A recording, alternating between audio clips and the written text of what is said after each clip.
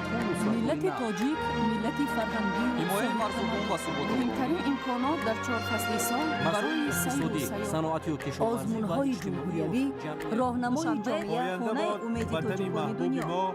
تاجیکستانی آزاد و صاحب اختیار.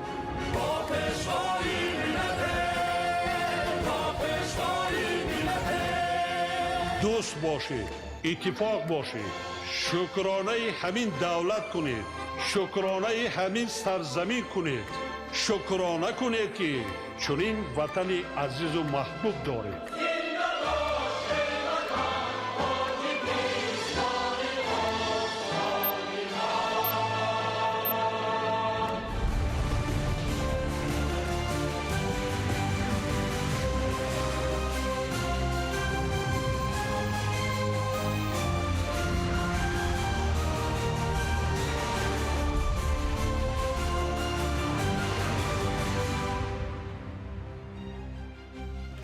ассалому алайкум бинандаҳои гиромӣ. нашри муфассали барномаи иттилоотии ахборро мустақиман аз телевизиони тоҷикистон манзуратон мегардонем. имрӯз таҳти раёсати президенти ҷумҳурии тоҷикистон раиси ҳукумати кишвар пешвои миллат муҳтарам эмомалӣ раҳмон маҷлиси ҳукумати ҷумҳурии тоҷикистон баргузор гардида самтҳои афзалиятноки сиёсати давлатӣ ва масъалаҳои муҳими рушди устувори иҷтимоиву иқтисодии кишвар мавриди баррасии ҳамаҷониба қарор гирифтанд. дар ҷараёни маҷлис доир ба таъмини омодагии ҳамаҷониба ба мавсими тирамоҳу зимистон татбиқи барномаҳои давлатӣ ва иҷрои саривақтии супоришҳо қарорҳои мушаххас қабул гардида ба мақомоти масъул дастуру супоришҳои қатъӣ дода шуда. ҳамкорони мо гузориш медиҳанд. 28 март таҳти раёсати президенти ҷумҳурии тоҷикистон раиси ҳукумати кишвар пешвои миллат муҳтарам эмомалӣ раҳмон маҷлиси ҳукумати ҷумҳурии тоҷикистон баргузор гардид. дар маҷлис нахуст гузориши вазири рушди иқтисод ва савдо абдураҳмонзода дар бораи сари вақт омода намудани соҳаҳои иқтисодиёт ва иҷтимоиёти ҷумҳурӣ барои фаъолияти мунтазам ва самарабахш дар давраи тирамоҳу зимистони солҳои 2026-2027 шунида шуд. таъкид гардид ки мақсади таҳияи лоиҳаи қарори ҳукумати ҷумҳурии тоҷикистон муайян намудани супоришу тадбирҳо вобаста ба ҳалли масъалаҳои омодагии соҳаҳои иқтисодиёт ва иҷтимоиёти ҷумҳурӣ ба мавсими тирамоҳу зимистони солҳои 2026-2027 мебошад. роҳбари давлат муҳтарам эмомалӣ раҳмон супориш доданд ки нақшаи чорабиниҳо оид ба сари вақт омода намудани соҳаҳои иқтисодиёт ва иҷтимоиёти ҷумҳурӣ тасдиқ гардида ситоди ҷумҳуриявӣ таъсис дода шавад. ҳамчунин дастур дода шуд ки мақомоти иҷроияи ҳокимияти давлатии вилоятҳо, шаҳру ноҳияҳо ва вазорату идораҳои марбута то санаи 20 ҳар моҳ маълумоти ҷамъбастиро ба ситоди ҷумҳуриявӣ пешниҳод намоянд. дар бораи барномаи ҳимояи аҳолӣ аз бемории сил дар ҷумҳурии тоҷикистон барои солҳои 2026-2030 ва барномаи рушди донорӣ ва таъмини бехатарии хуни донорӣ дар ҷумҳурии тоҷикистон барои солҳои 2026-2030 вазири тандурустӣ ва ҳифзи иҷтимоии аҳолӣ ҷамолиддин абдуллозода гузориш дод. сипас дар кори маҷлис нақшаи амали барномаи давлатии корҳои соилмустаҳкамкунӣ дар ҷумҳурии тоҷикистон барои солҳои 2023-2027 дар солҳои 2026-2027 ва нақшаи амали барномаи рушди низоми агроозуқаворӣ ва кишоварзии устувор барои давраи то соли 2030 дар солҳои 2026-2030 баррасӣ гардида қарорҳои дахлдор қабул карда шуд. дар фароварди маҷлиси ҳукумати ҷумҳурии тоҷикистон президенти кишвар муҳтарам эмомалӣ раҳмон ба мақомоти маҳаллии ҳокимияти давлатӣ, вазорату идораҳо ва муассисаҳо оид ба иҷрои супоришҳои қаблии роҳбари давлат ва амалисозии қарорҳои маҷлиси имрӯза дастурҳои мушаххас доданд. супоришҳо ҳамчунин оид ба вусъати киштукори баҳорӣ, истифодаи самараноки заминҳои кишт, ҳифзи муҳити зист, пешгирии офатҳои табиӣ бахусус селу обхезиҳо дар фасли баҳор, вусъати корҳои созандагӣ ба хотири истиқболи сазовори ҷашни умумимиллӣ 35-солагии истиқлоли давлатӣ дода шуд. идомаи ахбор. наврӯз рамзи эҳёи табиат, фарҳанги миллӣ ва нерӯи созанда дар таҳкими сулҳи ҷаҳонӣ аст. бо ба даст омадани истиқлоли давлатӣ ин суннати бузурги таърихӣ дар фазои нави давлатдории миллӣ бо шукӯҳу шаҳомати тоза эҳё гардида ҳамчун рукни муҳими ҳифзи ҳуввияти миллӣ, таҳкими ваҳдати ҷомеа ва арҷгузорӣ ба арзишҳои асили фарҳанги тоҷикон ҷойгоҳи хоса касб намуд. маҳз бо сиёсати фарҳангпарварона, хиратмандона ва ояндасози президенти ҷумҳурии Тоҷикистон, пешвои миллат муҳтарам Эмомалӣ Раҳмон Наврӯз аз нав бо тамоми азамат ва асолат ба саҳифаи маънавию иҷтимоии миллат баргашт, мақому манзилати таърихиашро боз ёфт ва ба ҳайси ҷашни муҳими миллӣ ва падидаи эътирофшудаи байналмилалӣ муаррифӣ гардид. тантанаҳои ҷашни Наврӯз дар шаҳру ноҳияҳои кишвар идома доранд ки аз ҷараёни баргузории он ҳамкорони мо гузориш медиҳанд. дар кумитаи давлатии сармоягузорӣ ва идораи амволи давлатии ҷумҳурии Тоҷикистон бо иштироки муовини якуми сарвазири мамлакат ҳоким Холиқзода, масъулин ва ҳайати васеъи кормандон ҳамоиши идона бахшида ба ҷашни байналмилалии Наврӯз баргузор гардид. саҳни кумита бо шукӯҳи хоси наврӯзӣ оро ёфта, намоиши ҳунарҳои мардумӣ, дастархони ҳафтсину ҳафтчин ва бозиҳои суннатӣ фазои идонаро дучанд намуданд. иштирокчиён аз намоишгоҳи дастовардҳои соҳавӣ ва маҳсули дасти ҳунармандон дидан карда ба эҳёи суннатҳои ниёгон баҳои баланд доданд. зимни чорабинӣ иброз гардид ки Наврӯз бо ташаббусҳои созандаи президенти ҷумҳурии Тоҷикистон, пешвои миллат муҳтарам Эмомалӣ Раҳмон ҷилои байналмилалӣ пайдо кардааст. Наврӯз ҳамчун иди эҳёи табиат ва оғози сол моро ба сӯи созандагиву ободонии ватан ҳидоят менамояд. дар доираи чорабинӣ қайд гардид ки таҷлили ҷашни Наврӯз дар ниҳодҳои давлатӣ ба боло рафтани рӯҳияи ватандӯстии кормандон ва таҳкими арзишҳои миллӣ мусоидат мекунад. Наврӯз на танҳо як ҷашни таърихӣ, балки омили муҳими муаррифии тамаддуни тоҷикон дар арсаи ҷаҳонӣ арзёбӣ шуд. Наврӯз ки ифодаи бедоршавию зиндашавии табиат мебошад, на танҳо достони омадани баҳор, балки ҳамчунин эҳёву иқдомоти навин мебошад. воқеан Наврӯз барои мардуми мо на танҳо хушнудиву шодмонӣ меорад, балки як восита ва айёми созандагиву ободкорӣ буда ба пешрафту ободии ҳар як хонадон, маҳалли зист, шаҳру ноҳияҳа ва дар маҷмӯъ ба ободии сарзаминамон мусоидат менамояд. намоиши сару либоси миллӣ аз ҷониби кормандони кумита, инчунин барномаи рангини фарҳангӣ бо иштироки санъаткорон ки таронаҳои баҳориву ватандӯстонаро танинандоз намуданд, ба чорабинӣ шукӯҳи идонаро зам намуд. با مقصد تجلیل جشن بین المللی نوروز تحکیم روحیه همبستگی و احترام به ارزش‌های ملی چاره‌بینی اداره کارمندان پروکراتور جمهوری تاجیکستان در موضع زیبا و دلفریب ورزا برگزار گردید. اهمیت این دیباستان همچون رمز احیا، پاکی و وحدت ملی در تاریخ و فرهنگ تاجیکان جایگاهی مخصوص داشته برای تحکیم دوستی و همدیگر فهمی مساعدت می‌نماید. رهبریت پروکراتور ژنرالی جمهوری تاجیکستان و مهمانان با بزمگاه وارد شده به نمایشگاه آماده کرده کارمندان شناس شدند. در دوره چاره‌بینی دانه با آماده نمودن خوراک‌های ملی دقت مخصوص ظاهر گردید. با مقصد معرفی فرهنگ غنی طعام‌پزی تاجیکی گوشه مخصوص خوراک‌های ملی تشکیل کرده شد که در آن نمودهای گوناگون طعام‌های سنتی پیشکش اشتراکچیان گردانده شد. روند آماده‌سازی خوراک‌ها یک بخش مهم فرهنگی و تربیوی ارزیابی گردیده. آماده نمودن خوراک‌های ملی یکی از بخش‌های مهم و جالب چاره‌بینی محسوب یافته در بلند برداشتن روحیه ایدان و معرفی فرهنگ ملی نقش ارزنده دارد. پروکراتور ژنرالی جمهوری تاجیکستان ابراز نمودند که مردم تاجیک در زمان صاحب استقلالی توسط سیاست عاقلانه و سازنده پرزیدنت جمهوری تاجیکستان پیشوای ملت محترم امامعلی رحمان امکانیت پیدا نمودند که فرهنگ و عنعنه و ارزش‌های والای مقدس خود را احیا سازند. نوروز از محبوب ترین جشن‌های ملی ما بوده، از روزگار قدیم ابتدا می‌گیرد و تا به امروز غایه و عنعنه‌های ملی و عمومی بشری خود را با بهترین وجه ادامه می‌بخشد. با نظرداشت جایگاه و اهمیت این آیین دیرینه، سرور دولت محترم امامعلی رحمان از ضرورت بنیاد مرکز بین‌المللی نوروز در پایتخت کشور محبوبمان شهر دوشنبه تاکید کردند. برنامه رنگین و پرمحتوای کنسرت استادان صنعت و هنرمندان جوان که تجسمگر آیین‌های خاص نوروز بین‌المللی میباشد، شکوه و شهامت جشن باستانی را باز هم افزون نمود.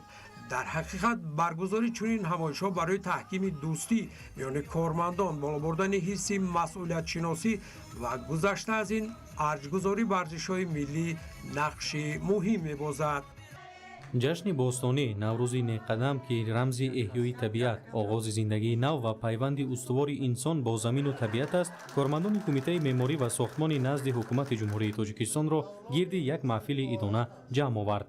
ҳайати кормандони дастгоҳи марказии кумита ва зерсохторҳои он бо оростани дастурхони пурфайзи наврӯзӣ, намоиши таомҳои миллӣ ва ташкил намудани гӯшаҳои ҳунарҳои мардумӣ фазои воқеии наврӯзро таҷассум намуданд. масъулин аснои суханронӣ таъкид намуданд ки наврӯз ки таҷассумгари некиву накӯкорӣ, бахшоишу меҳрубонӣ ва созандагиву бунёдкорӣ мебошад, бо ибтикороти наҷибонаи пешвои миллат муҳтарам Эмомалӣ Раҳмон ба ҷашни ҷаҳонӣ мубаддал гаштааст ки ин мояи ифтихор ва сарфарозии мардуми шарафманди тоҷик мебошад. қадрдонии кормандони сохторҳои зертобе барои фаъолияти садоқатмандона, сарфароз гардонидани ғолибони озмуну чорабиниҳои дохили идоравии хос ба наврӯзи неқадам қисмати дигари чорабиниро ташкил дод. базми идона бо иштироки аҳли ҳунару санъат боиси болидахотирии ҳозирин гардид. дар хадамоти зиддинҳисорӣ назди ҳукумати ҷумҳурии Тоҷикистон бо иштироки масъулин, сардорони раёсату шуъба ва кормандон ҷашни байналмилалии Наврӯз бо шукӯҳи хоса ва риояи суннату оинҳои он таҷлил гардид. дар намоишгоҳи наврӯзӣ ҳафтсину ҳафшин, таомҳои миллӣ, хусусан хӯрокҳои наврӯзӣ, либоси миллӣ, оинҳои наврӯзӣ, ҳунарҳои мардумӣ ва дигар дастовардҳо муаррифӣ гардид. оинҳои наврӯзӣ сарчашмаи бузурги ахлоқиву тарбиявӣ мебошанд ва аҳли башарро ба таҳаммулгароӣ, бунёдкориву созандагӣ, офаридани зебоӣ ва зебоипарастӣ ҳидоят менамоянд. таъкид гардид ки баъди ба даст овардани истиқлоли давлатӣ ҳукумати ҷумҳурии Тоҷикистон ба таъриху фарҳанг ва ҷашну маросими миллӣ диққати ҷиддӣ дода барои эҳёи арзишҳои миллӣ саъю талош менамояд. дар қатори ҷашнҳои миллию мардумӣ таҷлили ҷашни Наврӯз миёни сокинони Тоҷикистон мақоми хоса дорад. Наврӯз яке аз қадимтарин ҷашнҳои мардумӣ буда таърихи беш аз 6000 сола дорад ва бо пешниҳоду талошҳои президенти ҷумҳурии Тоҷикистон пешвои миллат муҳтарам Эмомалӣ Раҳмон аз ҷониби ЮНЕСКО чун мероси фарҳангии ҷаҳон пазируфта шуд. дар идома гуфта шуд ки Наврӯз ҷашни фарорасии баҳори нозанин, зиндашавии табиат, оғози корҳои кишоварзӣ, айёми баробаршавии шабу рӯз мебошад ва дар он ҳамаи зебогиҳои олам таҷассум меёбад. дар ҳамин ҷо чун анъанаи наврӯзӣ мусобиқаи бандкашӣ гузаронида шуд. дар фарҷоми чорабинӣ баҳри болидахотирии ҳозирин аз ҷониби ҳунармандон барномаи ҷолиби консертӣ иборат аз шеъру сурудҳои баҳорию наврӯзӣ ва рақсҳои зебо намоиш дода шуд. наврӯзи байналмилалӣ дар корхонаи воҳиди давлатии обу корези душанбе ҷашни ваҳдат, суннат ва қадршиносии меҳнат арзёбӣ гардида бо оростани хони ҳафтсину ҳафшин, барномаи фарҳангӣ, базму бозӣ, намоиши ҳунарҳои мардумӣ ва эҳёи оинҳои миллиниёгон таҷлил гардид. дар ҳар гӯша хонаҳои наврӯзӣ бо тарзу услуби хос оро ёфта буд. кормандони корхонаи мазкур бо рӯҳияи болидаву шодмонӣ аз ин ҷашни аҷдодӣ истиқбол намуда аз омадани фасли баҳор ва наврӯзи фархондапай мужда расониданд. дар чорабинӣ намояндагони мақомоти иҷроияи ҳокимияти давлатии шаҳри Душанбе, ҳайати кормандони корхонаи воҳиди давлатии обу корези Душанбе иштирок намуда аз намоишгоҳи расму оинҳои мардумӣ, косибону оҳангарон ва хӯрокҳои миллии хоси наврӯзӣ ки дар ҷашнгоҳ ороста буд дидан намуданд.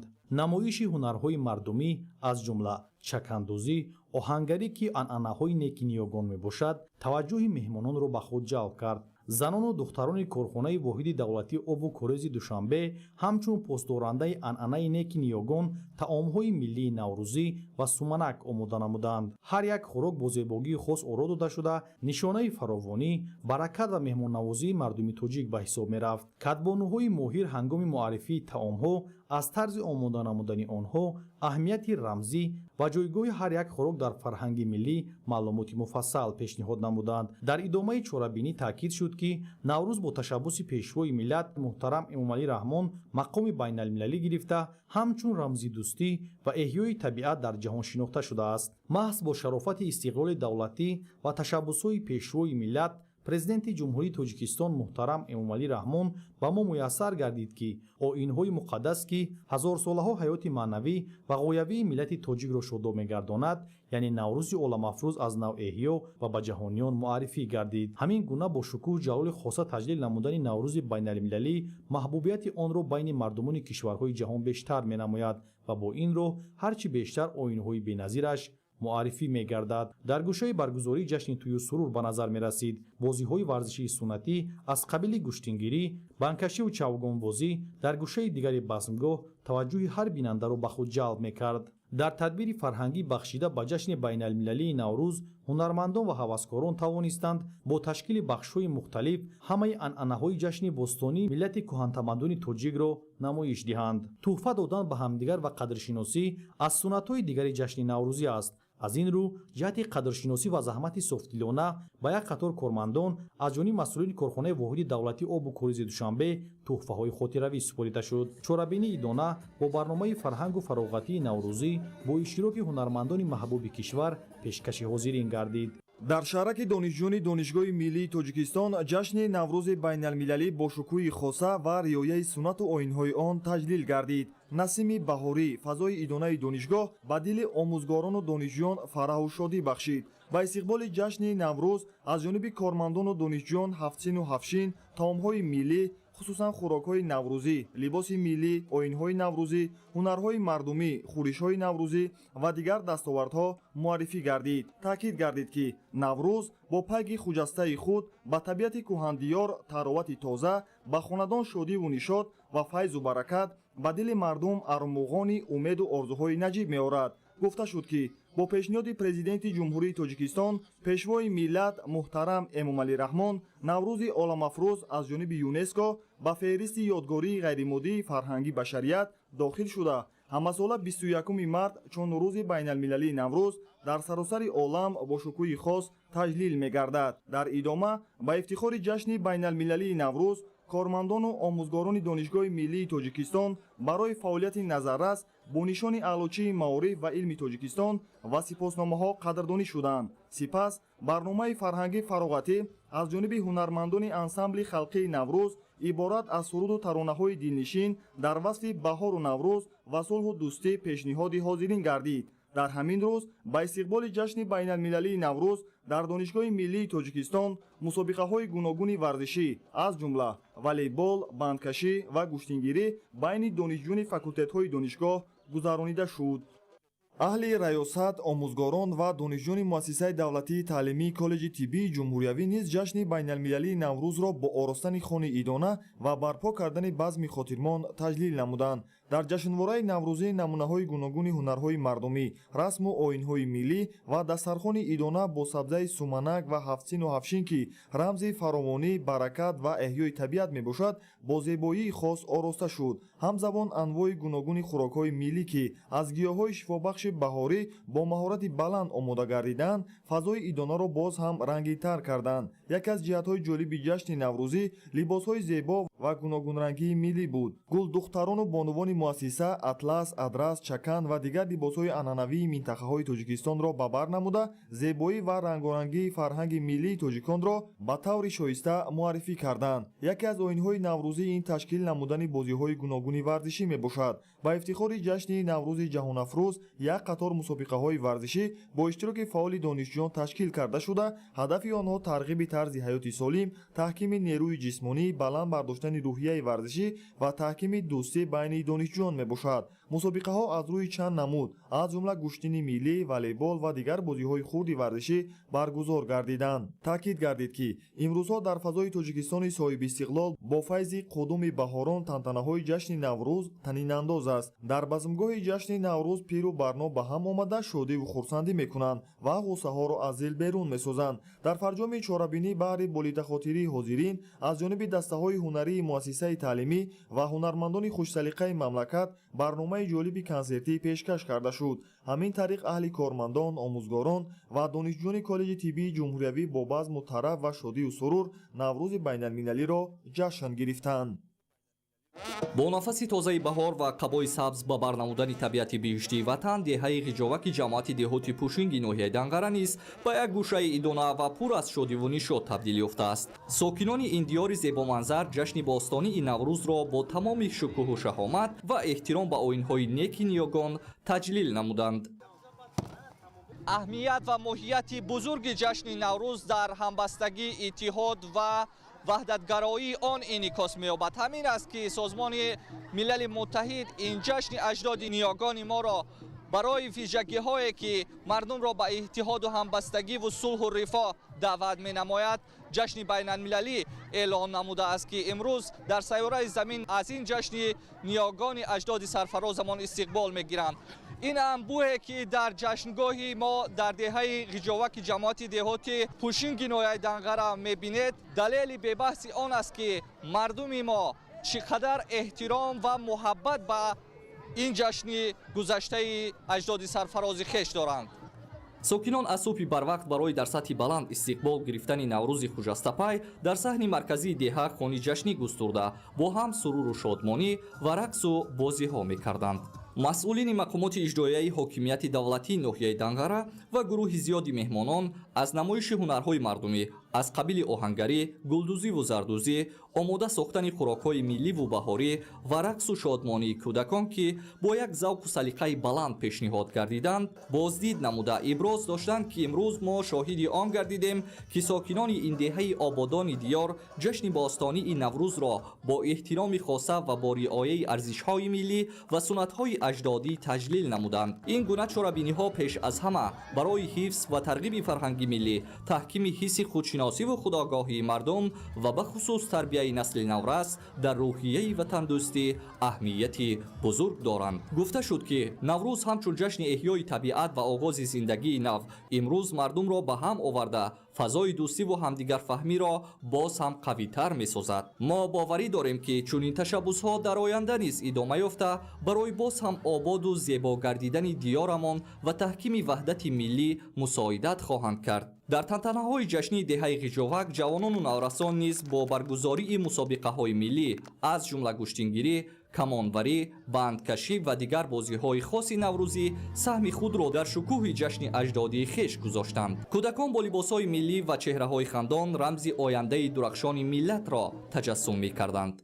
بزم گل در چمن نوروز است، تا بگردان سخن نوروز است، دور گل فکن نوروز است، تاجیکستان وطن نوروز است. نوروز که رمز احیای طبیعت و آغاز زندگی نو است امروز بار دیگر مردم را به هم آورده احساس دوستی، وحدت و محبت به وطن را تقویت می‌بخشید. در قسمت فرهنگی تنتنه‌های جشنی دهه که فراگیر سرود و ترانه‌های دلنشین سرایندگان در وصف آبادی‌های وطن، بهار و نوروز و رقص و شادمانی ساکنان بود، تنتنه‌های جشن نوروز باز هم رنگارنگ گردیده به قلب حاضرین گرمی و شادمانی بخشید. همین گونه جشن نوروز در دهه غجاوک جماعت دهاتی پوشینگ ناحیه دنقره در فضای جشنی همدلی و همبستگی و با روحیه بلند وطن دوستی برگزار گردیده در خاطره اشتراکداران تأثیرات نیک باقی گذاشت.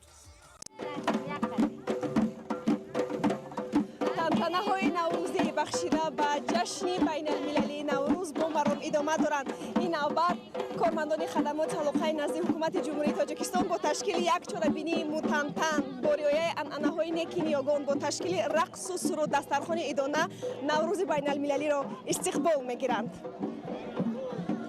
اینجا فضای حقیقی ادانه حکوم فرماست. کارمندان و مهمانان با لباس‌های ملی جمع آمده با سرود و رقص و طعم‌های ملی تجلیل نوروز را رنگ و جلوه تازه بخشیدند. برنامه فرهنگی ادامه داشته هر یک اشتراکچی شاهدی رسم و آیین‌های قدیمی نیاگان می‌شود. نوروز در این مکان با تمام رنگ و بوی خود تجلیل می‌شود. از صبح بر وقت کارمندان به نوروزگاه آمده با رقص و سرود و طعم‌های ملی این جشن باستانی را پیشواز گرفتند. فضا پر از شادی و سرور است.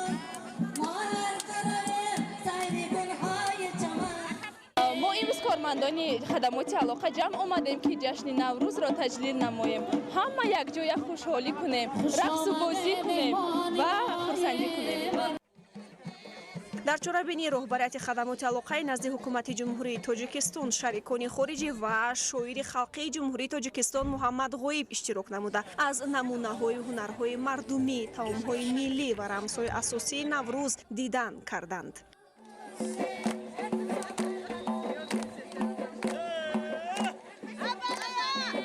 ضمن ҳангоми суханронӣ сардори хадамоти алоқаи назди ҳукумати ҷумҳурии тоҷикистон исфандиёри саъдулло ҳозиринро бо наврӯзи оламафрӯз табрик намуда иброз дошт ки наврӯз ҳамчун мероси гаронбаҳои ниёгон рамзи дӯстӣ, ҳамдигарфаҳмӣ ва эҳтиром ба арзишҳои миллӣ мебошад. наврӯз яке аз ҷашнҳои қадимтарини мардуми тоҷик буда, он зодаи хираду андеша, ҷаҳонбинӣ, ақлу идрок, хештаншиносӣ, ифтихор аз ҳувияти худ ва тафаккури гузаштагони бузурги мо мебошад. мо ифтихор мекунем ки баъди соҳиб истиқлол гардидани тоҷикистони азиз, ҷашни бузурги аҷдодиамон наврӯз умри дубора касб карда, имрӯз дар саросари кишвар ва берун аз он бо шукӯҳу шаҳомат таҷлил мегардад. таҷлили бошукӯҳи он нишонаи арзгузорӣ ба таъриху фарҳанги кӯҳани миллати мост. таҷлили наврӯз дар чунин фазои гарму самимӣ бори дигар аз ваҳдат, фарҳанги ғанӣ ва суннатҳои деринаи миллати тоҷик гувоҳӣ медиҳад. дар фарҷом барномаи рангини фарҳангӣ барои ҳозирин пешкаш карда шуд. саҳна пур аз суруду рақсу бозӣ гардид.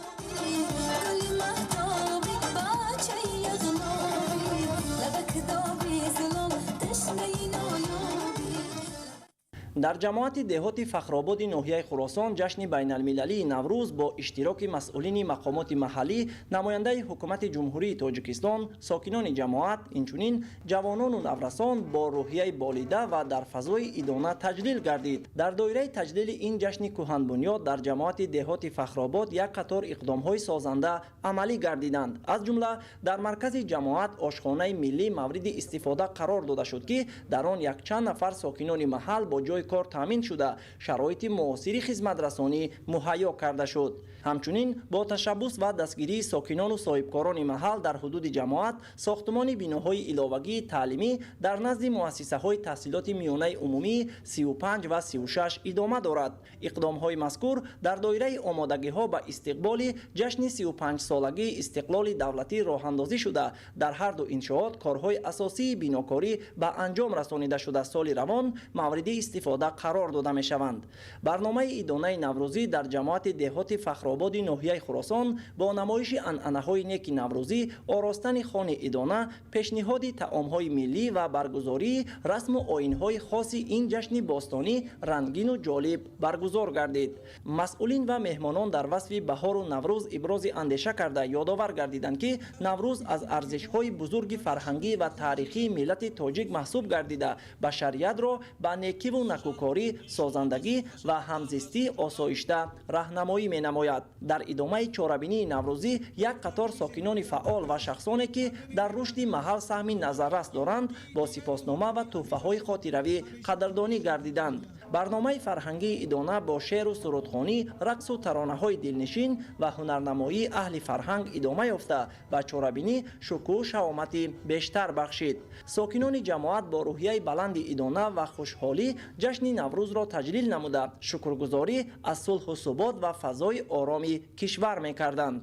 қобили зикр аст ки имрӯзҳо тантанаҳои наврӯзӣ дар тамоми деҳаҳо ва кӯчаҳои ноҳияи хуросон бо ҳавасмандӣ ва иштироки фаъоли сокинон идома дошта, мардум бо баргузории чорабиниҳои гуногуни марбут ба баҳору наврӯз фазои идонаро боз ҳам ҷолибтар мегардонанд. аз ҷумла сокинони деҳаи чорбоғи ноҳия дар ҳар кӯча чорабинии наврӯзӣ ташкил намуда бо шодиву нишод ва иҷрои анъанаҳои неки ниёгон аз фарорасии баҳори нозанин истиқбол мегиранд. дар фазои пур аз шодиву сурур тантанаҳои шукӯҳманди ҷашни байналмилалии наврӯз дар коллеҷи технологӣ фарматсевтии тоҷикистон воқеъ дар ноҳияи Овон бо иштироки васеъи омӯзгорону донишҷӯён, масъулини мақомоти иҷроияи ҳокимияти давлатии ноҳия ва меҳмонони зиёде таҷлил гардид.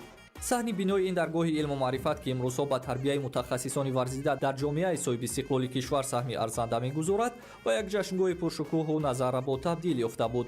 хони наврӯзӣ ки бо афсину ҳафшин ороста шуда буд, рамзи фаровонӣ, покӣ ва орзу ниятҳои некро таҷассум мекард. ҳар як ҷузъиёти дастурхони наврӯзӣ дар ин боргоҳи илм, аз шириниҳо ва таомҳои милливу баҳорӣ сар карда то меваҳои хушбӯй, аз эҳтиром ба суннатҳои ниёгон дарак медод.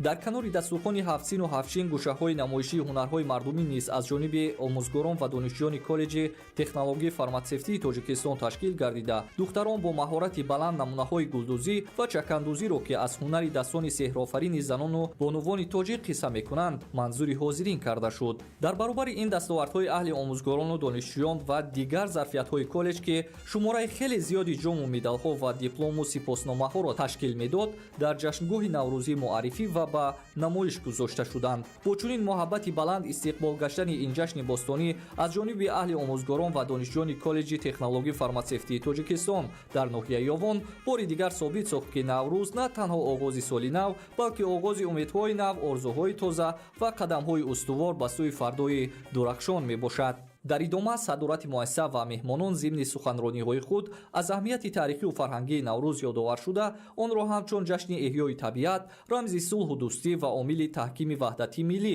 арзёбӣ намуданд. таъкид гардид ки ҷавонон бояд ин мероси гаронбаҳои фарҳангиро ҳифз намуда ба наслҳои оянда бо ифтихори баланд интиқол диҳанд. гуфта шуд ки дар замоне ки инсон фотиҳи қуллаҳои баланди илмист беш аз пеш фарҳанги воло анъанаву суннат ва фалсафаи беҳудуди ҷашни наврӯз боло мегардад. қабул шудани қадномаи ҳифзи мероси фарҳангии созмони милали муттаҳид дар бахши юнеско вобаста ба мақоми байналмилалӣ гирифтани ҷашни наврӯз барҷастатарин шоҳиди ин ҳақиқат аст. қисмати фарҳангии чорабинӣ аз саҳнаи пурмуҳтавои театр кунонидашуда оғоз ёфта сипас бо барномаи рангини консертӣ дар иҷрои ҳунармандон ва донишҷӯёни ҳаваскори коллеҷ идома ёфта бо рақсу сурудҳои дилнишин хотири ҳозиринро шод гардониданд. навои мусиқии миллӣ ва таронаҳои баҳорӣ фазои ҷашниро боз ҳам гуворо ва дилфиребтар гардонид. тантанаҳои наврӯзӣ имрӯзҳо дар ҷамоати шаҳрак ва деҳоти ноҳияи дӯстӣ ҳамоно бо фараҳмандии том идома доранд.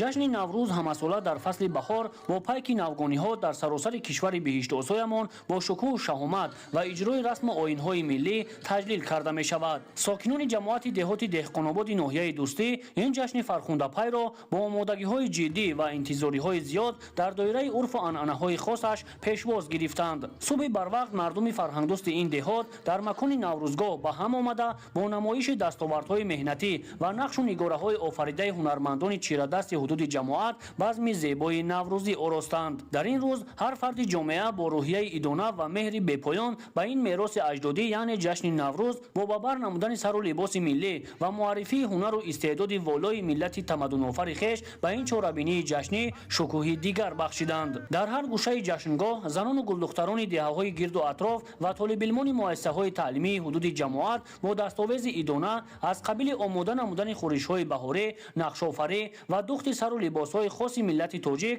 дар намоишгоҳи идона ширкат варзиданд. баромадкунандагон бо ёдоварӣ аз таърихи кӯҳани халқи тоҷик ва ҷашн гирифтани иди наврӯз қайд доштанд ки миллати тоҷик аз азал бо ҳунари воло ва фарҳанги пурғановати хеш нуфузу эҳтиром ва мақому ҷойгоҳи хосаеро соҳиб гашта то ба имрӯз ин анъана рушд ва идома ёфта истодааст. аз оростани хони идона ва қироати шеъру сурудҳо дар васфи баҳору наврӯз эҳсос мешуд ки пиру барнои ноҳияи дӯстӣ ин ҷашни хуҷастапайро бо самимияту рӯҳияи баланди ватандорӣ таҷлил менамоянд. чунин як чорабинии бошукӯҳ ки саршор аз меҳри ватан ва дӯст доштани арзишҳои он буд ҳар нафар хушҳолӣ карда аз ин базмгоҳи идона фароҳу шодмонӣ бардоштанд. ҳунармандону хонандагони муассисаҳои таълимии ҷамоати деҳоти мазкур ба хотири болидарӯҳии сокинон барномаи пурмуҳтавои идона доир намуданд ки он то дербоз идома ёфт. дар ноҳияи восеъ ҷашни байналмилалии наврӯз бо шукӯҳу шаҳомати хоса ва дар фазои идонаи саршор аз шодиву нишод таҷлил гардид.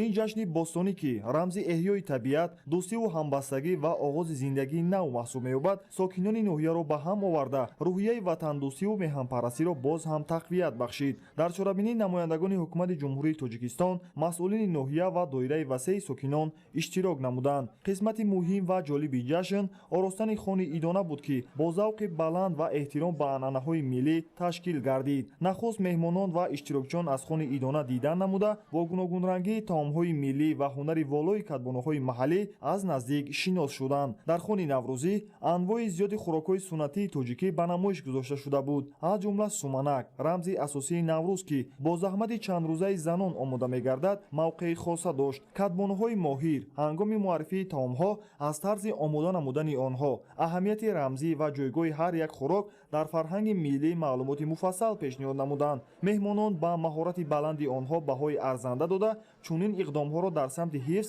ва эҳёи анъанаҳои миллӣ муҳим арзёбӣ карданд. таъкид гардид ки маҳз чунин суннатҳо фарҳанги ғании миллӣ ва арзишҳои тарихии моро муаррифӣ намуда ба насли наврас омӯзонида мешаванд. ҳамзамон намоиши ҳунарҳои мардумӣ аз ҷумла чакандӯзӣ, гулдӯзӣ, қолинбофӣ ва дигар анъанаҳои қадима таваҷҷӯҳи меҳмононро ба худ ҷалб кард. дар қисмати расмии чорабинии масъулини ноҳия баромад намуда таъкид шуд ки сокинони ноҳияи восеъ низ дар пайравии сиёсати созандаву бунёдкоронаи давлату ҳукумат баҳри ободонӣ ва пешрафти ватан саҳми арзандаи худро гузошта бо меҳнати содиқона истиқболи ҷашнҳои миллӣ аз ҷумла наврӯзро бо дастовардҳои назаррас истиқбол мегиранд. барномаи фарҳангии идона бо иштироки ҳунармандони маҳаллӣ ва ҳаваскорони санъат рангину хотирмон баргузор шуд. сурудҳои дилнишин, рақсу таронаҳои миллӣ ва саҳнаҳои ҷолиби театрӣ фазои идонаро боз ҳам гарму ҷӯшон намуданд. бо ҳамин таҷлили бошукӯҳи наврӯз дар ноҳияи восеъ бори дигар собит сохт ки ин ҷашни аҷдодӣ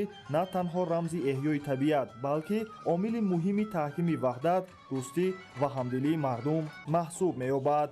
ҷашни наврӯз ҳамчун падидаи бузурги суннатии мардуми тоҷик буда омили муттаҳидӣ, дӯстӣ, ҳамдигарфаҳмӣ ва ободкориҳо мебошад. аз ин рӯ ин ҷашни писандидаро мардуми тоҷик бо самимияти хос ҷашн мегиранд. сокинони деҳаи дурдасти навдеҳи ҷамъияти деҳоти дуконии шаҳри норак ҷашни наврӯзи байналмилалиро бо рӯҳияи баланд ва муҳаббати самимӣ таҷлил карданд. дар ин гӯшаи зебоманзару беҳиштосои ватан бонувону духтарон бо либосҳои милливу таби болидаи идона шодиву сурур намуданд. дар гӯшаи дигари навдеҳ сокинон дастурхони идонаи наврӯзӣ ороста таомҳои миллӣ ва дастовардҳояшонро муаррифӣ намуданд. баъд аз тамошои дастоварду ҳунарҳои сокинон масъулини кумитаи иҷроии ҳизби халқии демократии тоҷикистон дар шаҳри норак чанде аз соҳибкорону фаъолони деҳаро ки дар ободии маҳалли зисташон санг гузоштаанд бо сипосномаву ифтихорномаҳои ин ниҳод сарфароз гардониданд. ҷашни наврӯз дорои рамзу мазмунҳои ошкору нуҳуфта мебошад ки боиси рангорангӣ ва зебогии он гаштааст. аз ҷумла рамзҳои ифодакунандаи офариниш, рамзҳои марбут ба покӣ ва бегуноҳӣ, рамзҳо бо нияти баракату фаровонӣ, тандурустиву шодкомӣ, хушбахтӣ ва амсоли инҳо. ҳамин тавр сокинони ин деҳаи дурдасти шаҳри норак зери суруду таронаҳои дилнишини аҳли фарҳанг ори аз кинаву адоват то анҷоми вақти муайян гардида бо ҳам фараҳу шодмонӣ намуданд. сокинони ҷамоати деҳоти саричашмаи ноҳияи шамсиддини шоҳин ҷашни байналмилалии наврӯзро бо шукӯҳи зиёд таҷлил карданд. аз субҳи барвақт хурду бузург пиру барно бо бар кардани либоси идона ба ҷашнгоҳ ки деҳаи гулистон интихоб гардида буд ҳозир гардида шодию хурсандӣ менамуданд. дар ҷашнгоҳ сокинони ҷамоати мазкур дастархони идонаи наврӯзӣ густурда тамоми суннату анъанаҳои ҷашниро манзури иштирокчиён гардониданд. меҳмонон растаҳои гуногуни наврӯзиро тамошо намуда бо намунаи ҳунарҳои мардумӣ ва таомҳои миллии хоси наврӯз шинос шуданд. яке аз қадимтарин иди миллии тоҷикон аст. он таърихи зиёда аз 6000 сола дошта кӯҳантарин оини миллӣ дар ҷаҳон ба шумор меравад. ин ҷашни мубораки аз ҷониби аҷдодони некному хиратмандамон асос гузошта шудааст дар масири таърих на танҳо ба мардуми мо балки ба бисёр халқҳои олам пайки шодию сурур, бахту саодат, шукуфоиву зебоӣ, оғози киштукор ва зиндашавии табиатро мерасонанд. изҳор гардид ки таҷлили наврӯз дар соли равон ба омодагӣ ба ҷашни 35-солагии истиқлоли давлатии ҷумҳурии Тоҷикистон рост омада ҳар як шаҳрвандро ба корҳои ободонию созандагӣ, тозаву озода нигоҳ доштани муҳити зист ва саҳмгузорӣ дар рушди ҷомеа ҳидоят менамояд. ҳузури шумораи зиёди санъаткорони саршиноси кишвар дар ҷашни наврӯзи сокинони деҳоти саричашма ин чорабиниро ба як ҷашни фарогир ва хотирмон табдил дод. ҳамчунин дар ин рӯз бахшида ба наврӯзи байналмилалӣ мусобиқаи калони гӯштингирӣ бо иштироки паҳлавонон аз Тоҷикистон ва ҳамсоя кишварҳо баргузор карда шуд. дар мусобиқа аз ҷониби дастандарткорон садто тӯҳфаҳои арзишманд ба ғолибон тақдим карда шуд. барои се паҳлавони муваффақи майдон мукофоти олӣ автомашинаҳои сабукрави арзишманд гузошта шуд. ҳамин тавр паҳлавон шодмон ризоев соҳиби шоҳҷоиза автомашинаи сабукрав гардид. пиру барнои маҳаллаи санговаки ҷамоати шаҳраки мулки ноҳияи хуалинг наврӯзи фархундафолро дар фазои сулҳу оромӣ, суботи комили сиёсӣ ва бо самимияти хосаву нишоти хушҳолии беандоза ҷашн гирифтанд. барои иштирок дар ин тадбири идона кӯдакону наврасон ва калонсолон аз субҳи барвақт роҳ сӯи макони баргузории ин ҷашни аҷдодӣ наврӯзгоҳро пеш гирифтанд. Занону бонувон бо хурсандӣ ва интизории бепоён аз расидани рӯзи нав ва фасли зебои баҳор ба омода намудани хӯрокҳои миллии наврӯзӣ машғул гардиданд. Барои саҳмгузорӣ дар ободу зебогардонии кӯчаву маҳаллаҳо ба ташаббускорон изҳори сипос карда шуд. Дар идомаи тантанаи ҷашнӣ бо ибтикори мақомоти иҷроияи ҳокимияти давлатӣ ва ҷалби соҳибкорони маҳаллӣ аз рӯи намуди гӯштини миллӣ гӯштингирӣ мусобиқа баргузор гардид. Чунин мусобиқаҳои варзишӣ ҳамасола дар арафаи таҷлили ҷашни байналмилалии Наврӯз байни варзишгарони ҷавон роҳандозӣ мегардад, ки чеҳраҳои нави риштаҳои гуногуни варзишро ба ҳам меорад. Мусобиқаи доиргардида дар ноҳияи Хуалинг бо ширкати беҳтарин варзишгарони ноҳия ҷараён гирифт. Роҳандозии чунин мусобиқаҳост, ки наврасону ҷавонон дар риштаҳои гуногуни варзиш ба машқу тамрин машғул буда, бо истифода аз малакаву истеъдоди хеш дар чорабиниҳои гуногуни варзишӣ иштирок ва бо ишғол намудани мақомҳои ифтихорӣ обрӯи ҷумҳурии Тоҷикистонро дар сатҳи байналмилалӣ баланд мебардоранд. ҷашни байналмилалии Наврӯз дар фазои идона ва рӯҳияи болидаи миллӣ аз ҷониби кормандони бахшу филиалҳои филиали 42-юми корхонаи воҳиди давлатии амонатгузории ҷумҳурии Тоҷикистон Амонатбонк дар шаҳру ноҳияҳои минтақаи бохтари вилояти Хатлон бо шукӯҳ шаҳомати хоса таҷлил гардид. Чорабинии идона бо иштироки кормандон, меҳмонон ва намояндагони мақомоти маҳаллӣ баргузор гардида таҷассумгари анъанаҳои неки ниёгон ва арзишҳои фарҳанги миллии тоҷик буд. ҷашнгоҳ бо шиору овезаҳои идона, ки зебогиҳои фасли баҳор ва рӯҳи тозаи Наврӯзро инъикос менамуданд, ороста шуда буд. дар ин маҳфили идона намоиши анъанаҳои наврӯзӣ ба роҳ монда шуда хӯрокҳои гуногуни миллии баҳорӣ омода гардиданд. аз ҷумла суманак, ки яке аз рамзҳои асосии Наврӯз ва нишонаи фаровонӣ, баракату некуаҳволӣ мебошад, бо муҳаббати хоса омода ва ба меҳмонон пешкаш гардид. ҳамчунин хони идонаи Наврӯз бо 7 сину 7 чин ва дигар неъматҳои табиат, ки рамзи фаровонӣ ва баракати зиндагӣ ба ҳисоб мераванд, хеле зебо ва ҷолиб ороста шуда диққати иштирокчиёнро ба худ ҷалб намуд. ин намоишгоҳ аз эҳтироми мардум ба расму оинҳои аҷдодӣ ва пос доштани мероси гаронбаҳои фарҳангии миллат шаҳодат медиҳад. зимни суханронӣ масъулини мақомоти иҷроияи маҳаллии ҳокимияти давлатии вилояти Хатлон аҳамияти таърихиву фарҳангии ҷашни Наврӯзро ёдовар шуда таъкид намуданд, ки маҳз бо ташаббус ва сиёсати фарҳангпарваронаи президенти ҷумҳурии Тоҷикистон пешвои миллат муҳтарам Эмомалӣ Раҳмон Наврӯз мақоми байналмилалӣ касб намуда имрӯз дар бисёр кишварҳои ҷаҳон ҳамчун рамзи сулҳу дӯстӣ, ҳамдигарфаҳмӣ ва эҳтиром ба арзишҳои инсонӣ таҷлил мегардад. дар ҷараёни чорабинӣ як қатор кормандони соҳа барои иштироки фаъолона дар корҳои ҷамъиятӣ ва саҳми арзанда гузоштан дар тарғибу густариши расму оинҳои неки миллӣ бо ифтихорнома ва сипосномаҳо қадршиносӣ гардиданд. барномаи рангини фарҳангӣ, ки аз суруду мусиқиҳои дилнишини таҷассумгари зебогиҳои баҳор ва Наврӯз иборат буд, ба чорабинӣ ҳусни тоза бахшида дар қалби иштирокчиён эҳсоси шодиву нишод ва ифтихори миллиро афзун намуд.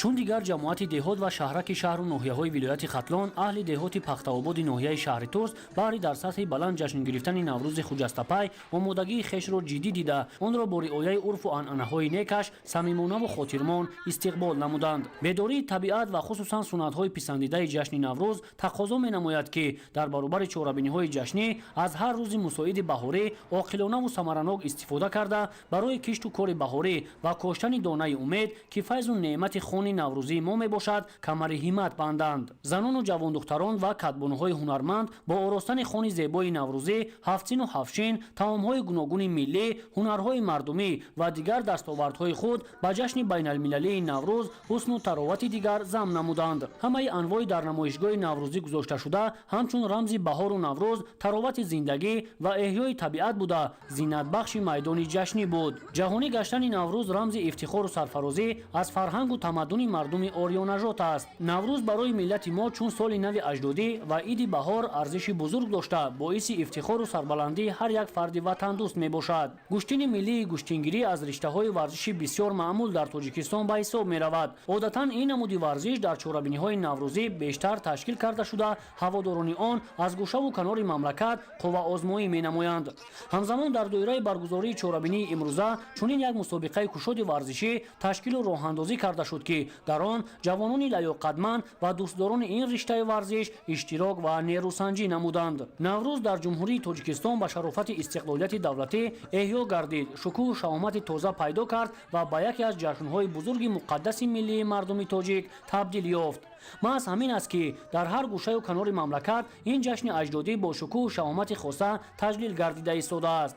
аз ҷумла сокинони ҷамоати деҳоти мазкур бо ифтихор аз мероси маънавии гузаштагонамон ин таровати баҳориро бо ҳавасмандии зиёд истиқбол намуда истодаанд. дар анҷоми чунин як чорабинии ҷолиб барномаи фарҳангии аҳли ҳунар пешкаши ҳозирин гардонидашуда шодиву нишоти онҳоро ҳадду канор намонда буд.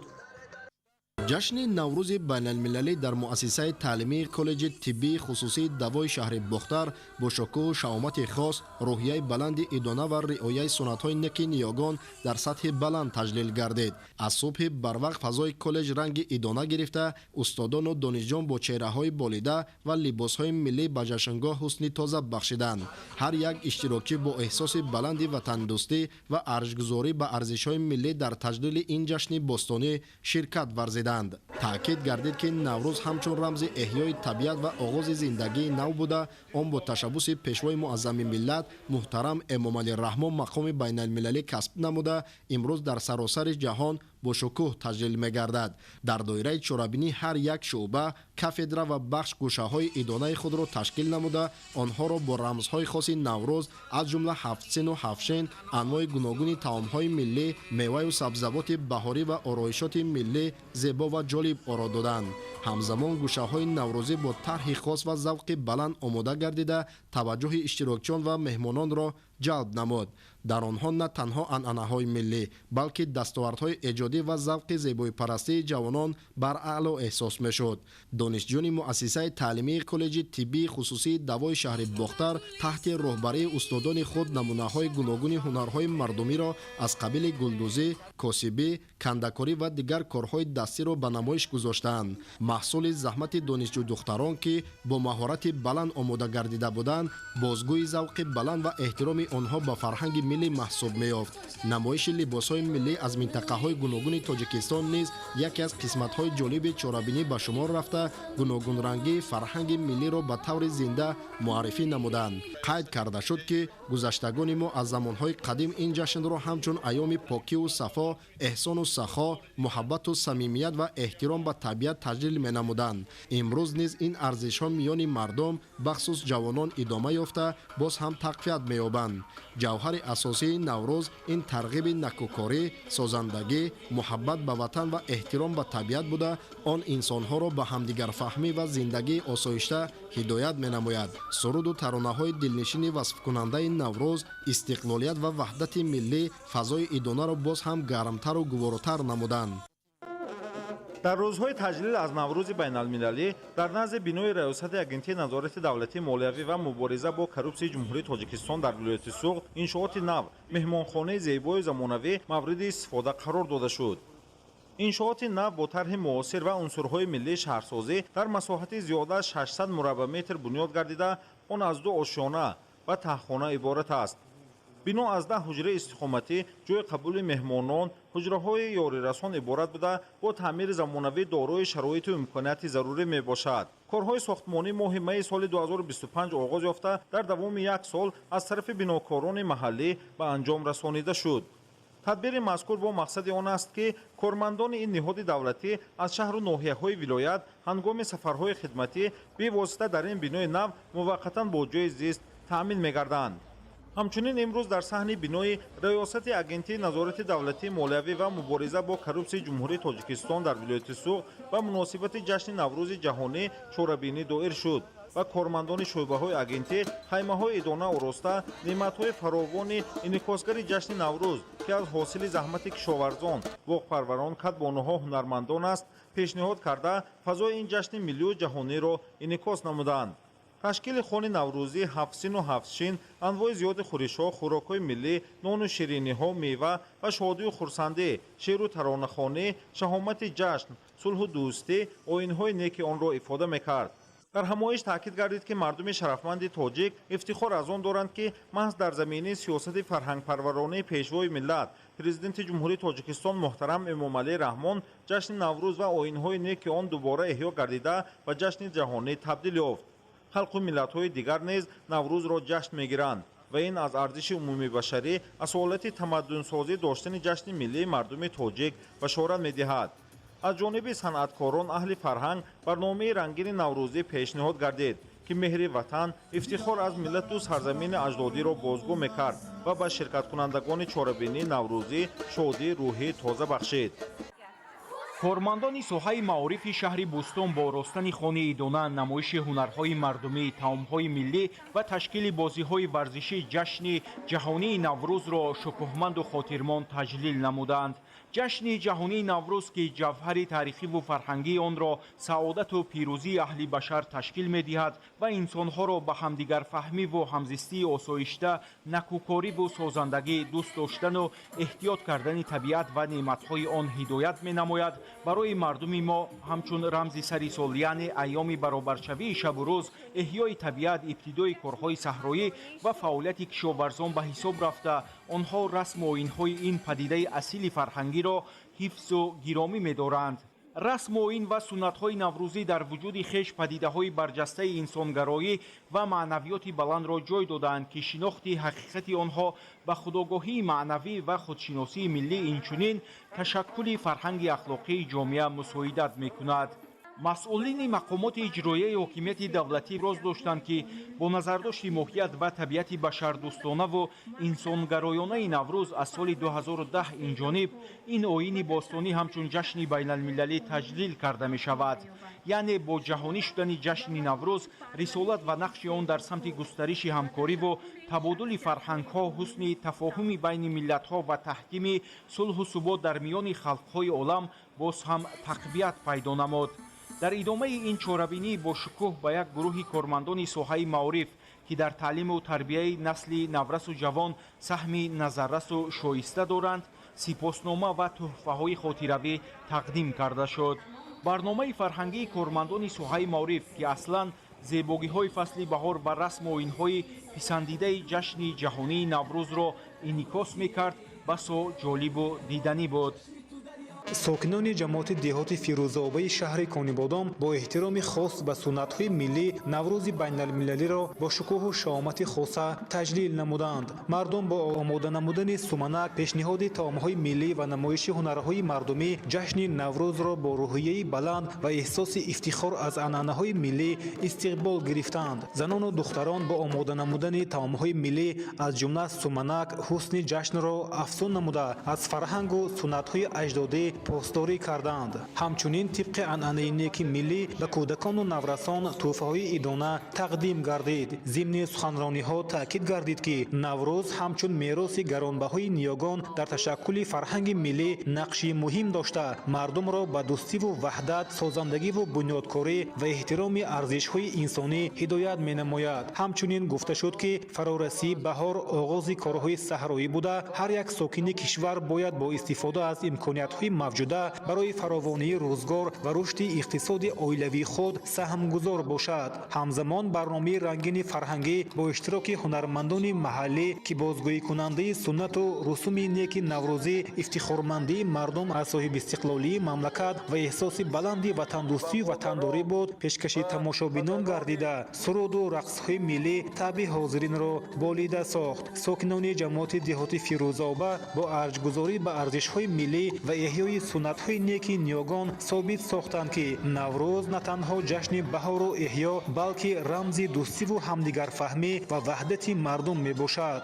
наврӯз дар ҷамоати деҳоти ёрии шаҳри панҷакен имсол бо шукӯҳу шаомати хоса, иштироки васеъи сокинон ва намоиши пурраи анъанаҳои миллӣ таҷлил гардид.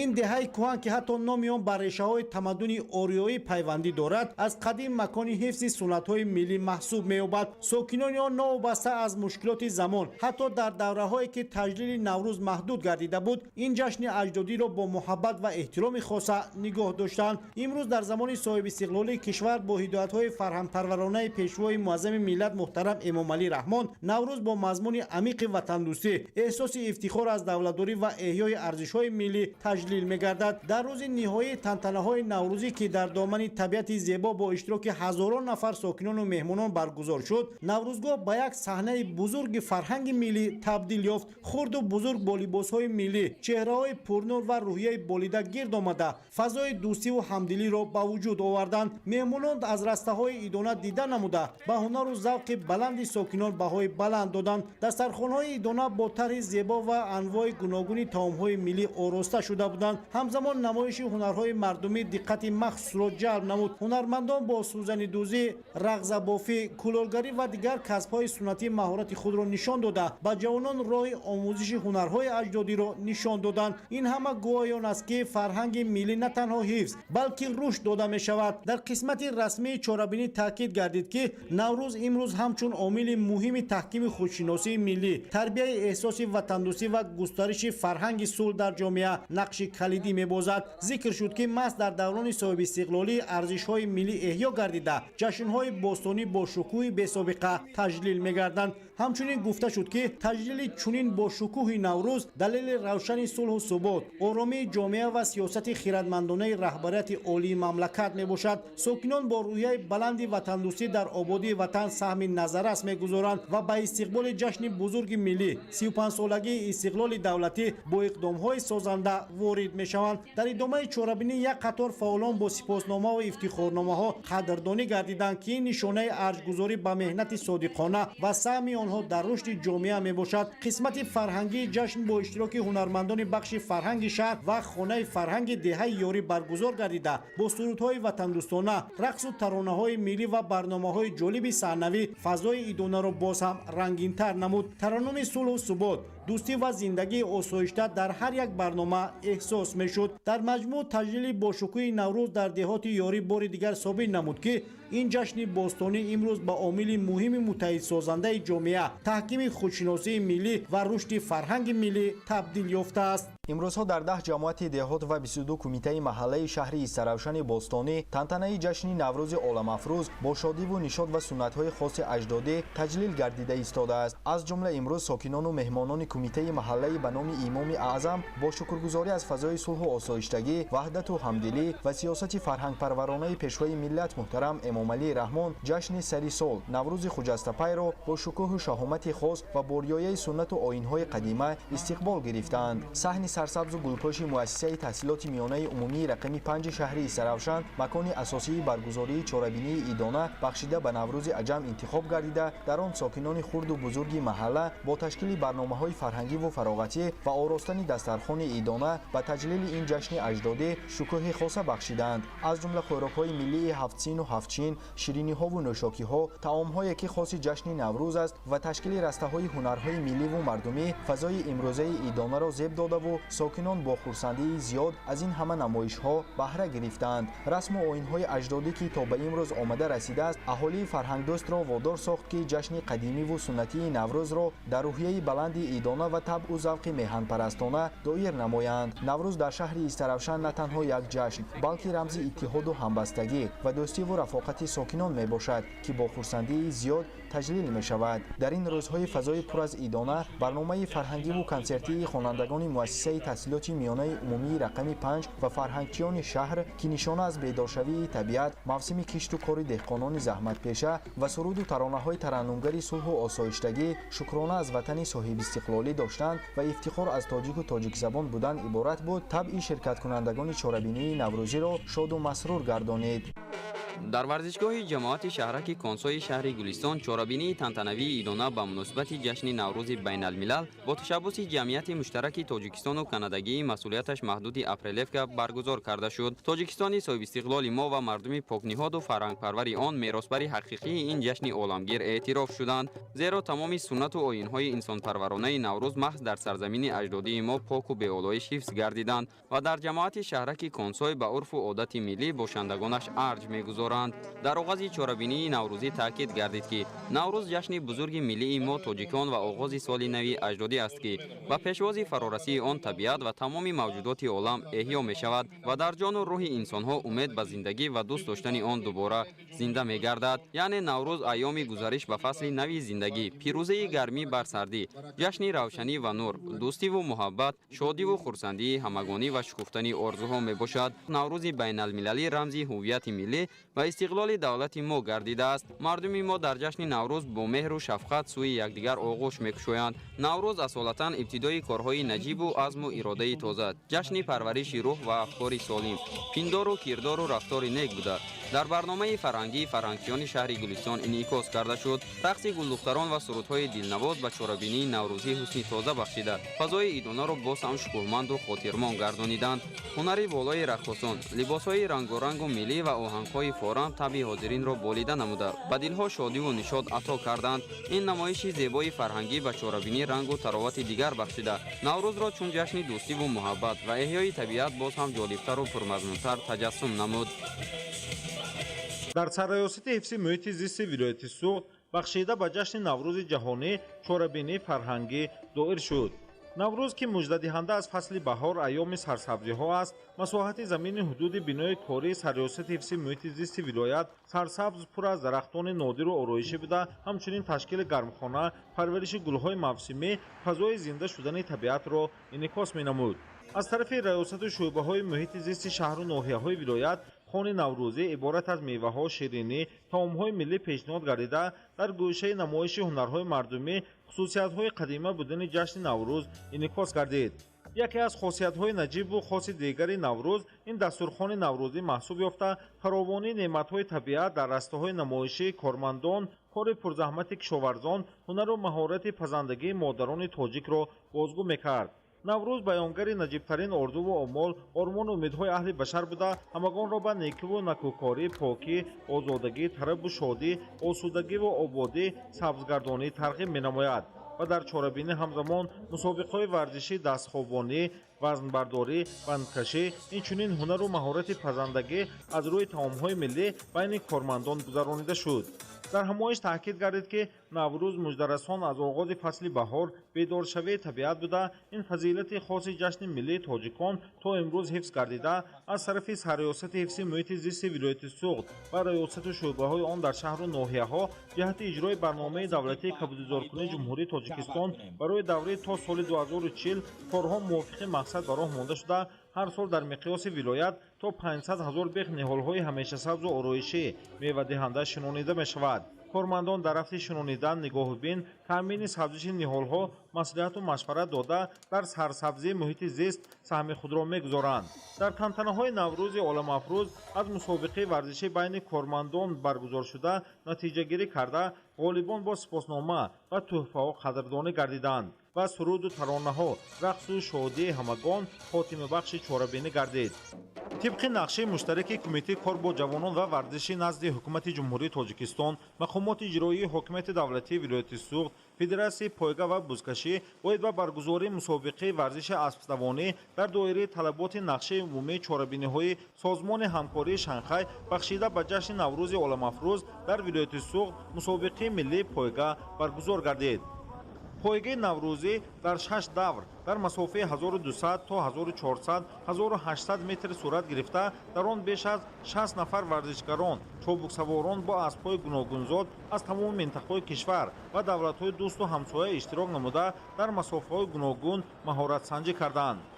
دور اول مسابقه 11 نفر ورزشکار با اسب‌های 2 ساله ذات انگلیسی در مسافه 1200 متر مهارت سنجی نموده سابقه جالب و دیدنی صورت گرفت و اسب خواجگی دهقانی عبدالرحیم جمعیف نوحی باباجان غفورов با نام اکواریوس مسافه 1200 متر را از همه پیش در 1 دقیقه و 23 ثانیه طی نموده غالب جای اول گردید. در دور دوم مسابقه 16 ورزشکار با اسب‌های 2 ساله ذاتی بین هم در مسافه 1200 متر برای دریافت جایزه سبقت کردند. اسب ساکن شهر دوشنبه رامیش عمروف با نام رایلی در این دور مسافه معین شده را از همه پیش در 1 دقیقه و 24 ثانیه طی نموده و گرفتن مقام اول مشرف شد. دور سوم مسابقه بین 5 اسب 2 ساله ذاتی در مسافه 1400 متر گذرانیده شده дар ин давр се аспи усмонхон алиев сокини шаҳри хуҷанд бо номҳои мубориз фартуна ва мағриба масофаи 1400 метрро дар 1 дақиқаи 31 сония то 1 дақиқаи 33 сония тай намуда соҳиби ҷои якум дуюм ва сеюм гардиданд. сабқати аспҳои дусолаи зотӣ дар даври чорум дар масофаи 1800 метр ҷараён гирифт. дар ин давр беш аз 10 варзишгар бо аспҳояшон иштирок карда масофаи муайяншударо аспи собит мақсудов сокини шаҳри гулистон бо номи туз дар 2 дақиқаи 6 сония тай намуд ва соҳиби ҷои аввал гардид. даври панҷуми сабқат байни 7 сар аспи дусолаи зотӣ шавқовар сурат гирифт ки ғолиби ҷои аввал аспи нодир умаров сокини шаҳри душанбе гардид.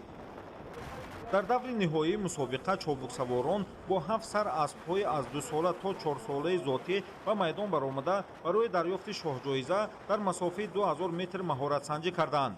дар ин давр аспи сокини шаҳри душанбе ромиш умаров бо номи филбаред масофаи мазкурро дар 2 дақиқаи 12 сония тай намуда пирӯз гашт. таъкид бояд намуд ки ташкили чунин мусобиқаҳо барои дӯстдорони табиат асппарварон ва мухлисон шавқовар буда ба таъкиди масъулин барои зиёд шудани навъи аспҳо нигоҳдорию парвариши онҳо мусоида намуд. рафти мусобиқаи аспдавониро дӯстдорони ин навъи варзиш мухлисони зиёд бо шавқу рағбати баланд тамошо намуданд.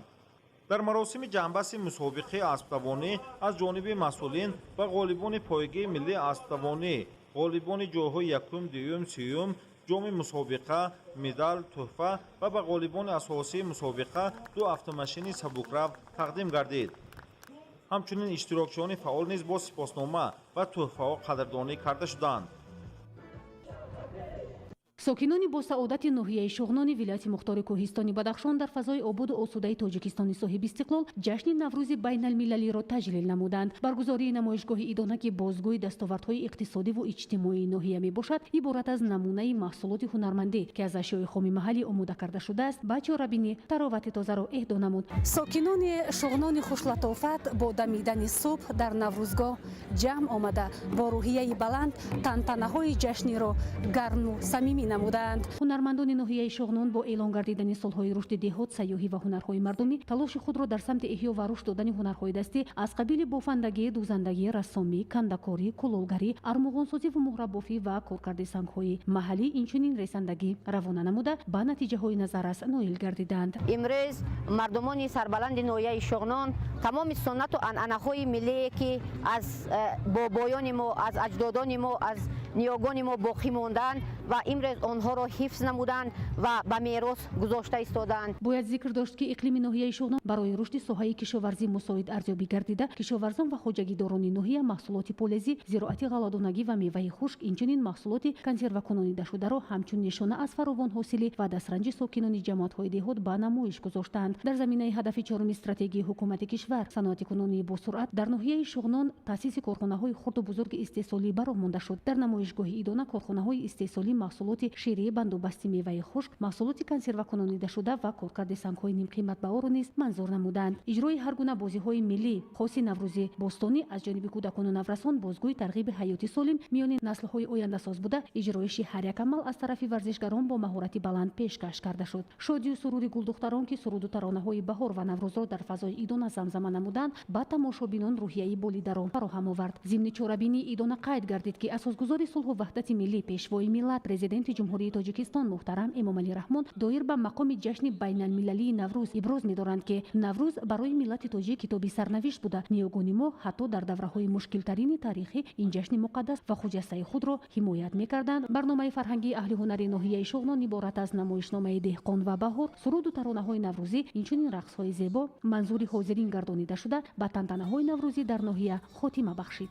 наврӯзи муборакқадам дар сайни бинои раёсати вазорати корҳои дохилии вилояти мухтори кӯҳистони бадахшон бо тантанаи хосаи наврӯзӣ баргузор гардид. дар наврӯзгоҳи раёсат ашкат бо намунаи беҳтарини дастархони наврӯзӣ ва баргузории базми созу суруд ва таомҳои беҳтарини наврӯзӣ ташкил гардиданд ки ба таҷлили бошукӯҳи ҷашни наврӯз дар ин ниҳод шукӯҳи навро зам намуд. наврӯзгоҳ бо тамоми суннатҳои неки ин ҷашни мардумӣ ва таомҳои наврӯзӣ оро дода шуда дар ҳар гӯша суруру шодмонӣ ва рақсу бозӣ мушоҳида мегардид. гардид. хурду бузург ба бар либоси зебои наврӯзӣ аз омадани соли нав хабар доданд. кормандони мақомоти корҳои дохилӣ бо рӯҳияи баланд ва ифтихори беандоза дар ҷашнгоҳ ҷамъ омада барои ба ҷо овардани суннатҳои неки наврӯзӣ ба намоиш гузоштани расму оинҳои неки ин ҷашни ҷаҳонӣ ҳунарҳои мардумӣ ва таомҳои миллиро ба тамошо гузоштанд. зимни чорабинӣ қайд гардид ки дар замони соҳибистиқлолии кишвар на танҳо ҷашну оинҳои бостонӣ эҳё гардиданд, балки онҳо ҳамчун падидаҳои дорои аҳамият ва арзиши умумӣ башарӣ ба ҷомеаи ҷаҳонӣ ба таври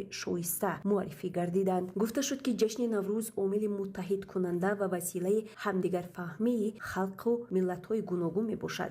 бо фаро расидани баҳор ва омадани наврӯз на танҳо табиат балки дар қалби инсонҳо низ меҳри заҳмату талош ба хотири ободиву беҳтар намудани шароити зиндагӣ даҳчанд мегардад. қисмати фарҳангии барнома бо ворид гардидани маликаи наврӯзӣ ва бобои деҳқон ба саҳни наврӯзгоҳ оғоз ёфт. баҳри бозам рангину зебо намудани базми наврӯзи аҷам бо ҷалби ҳунармандони фарҳанги вилоят дар ҷашнгоҳ барномаи рангини фарҳангӣ бо пешниҳоди таронаҳои васфи ин ҷашни баҳорӣ ва рақсу сурудҳои ҷолиб ба роҳ монда шуд ки ба базмгоҳи наврӯзӣ таровати дигар бахшид. дар ҷараёни чорабинӣ даври финалии бозиҳои варзишӣ аз намуди дастхобонӣ ва арғамчинкашӣ баргузор гардида ғолибони дигар мусобиқаҳо ки дар арафаи таҷлили наврӯзи байналмилалӣ миёни кормандон баргузор гардида буданд бо ифтихорномаҳо қадрдонӣ шуданд. кормандони соҳаи тандурустии шаҳри ваҳдат ҷашни наврӯзи оламафрӯзро бо оростани дастурхони пурнозу неъмати баҳорона ва риояи расму оинҳои мардумӣ бо шаҳомати хоса таҷлил намуданд. таърих гувоҳ аст ки наврӯз ҷавҳари фарҳанги мардуми ориёӣ буда гузаштагонамон онро чун нахустин рӯзи моҳи фарвардин ва оғози соли нав ҷашни баҳор бедории табиат баробарии рӯзу шаб таъбир карданд. наврӯз ифодагари арзишҳои миллӣ ва суннату анъанаҳои қадимаи тоҷикон ба ҳисоб рафта аз замонҳои қадим марҳилаи зиёди пурпечутобро убур карда то замони мо расидааст.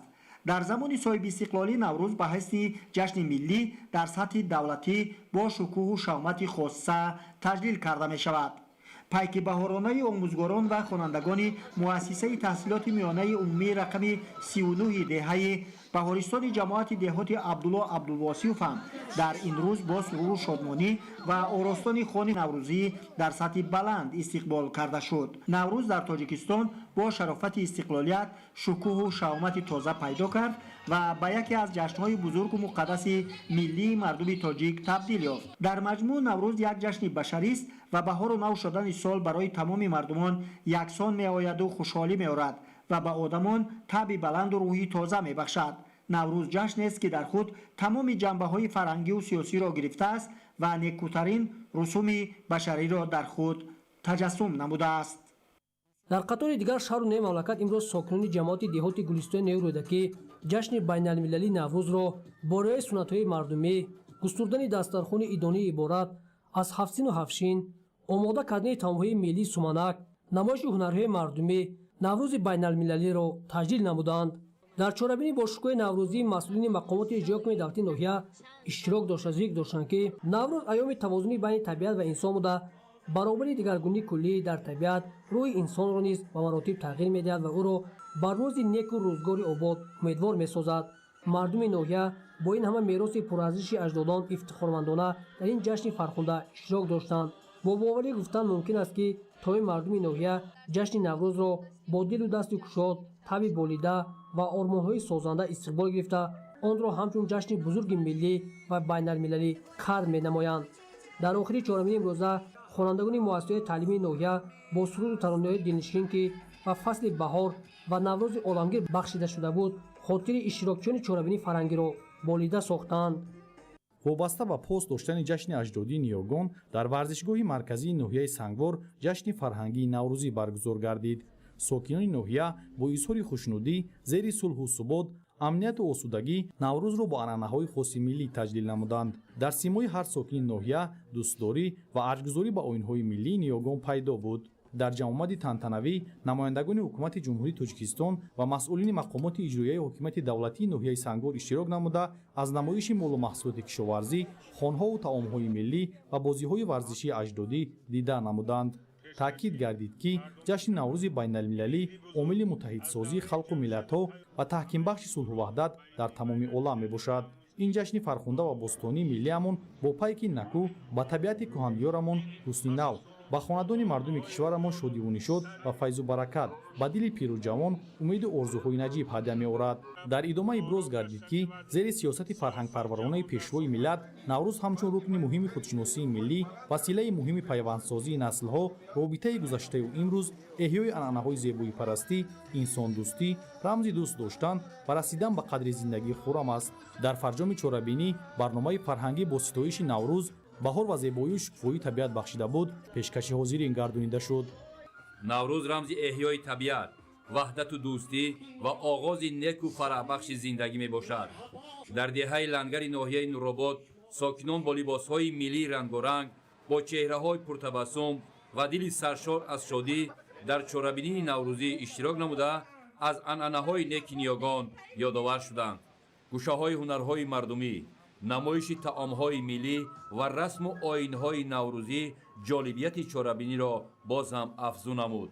дар ҷараёни ҷашн барномаҳои фарҳангӣ ва ҳунарӣ пешкаш гардида, садои сурудҳои дилнишин ва рақсу бозии ҷавонон фазоро пур аз шодӣ намуд. ҳамчунин мусобиқаҳои варзишии суннатӣ баргузор гардид.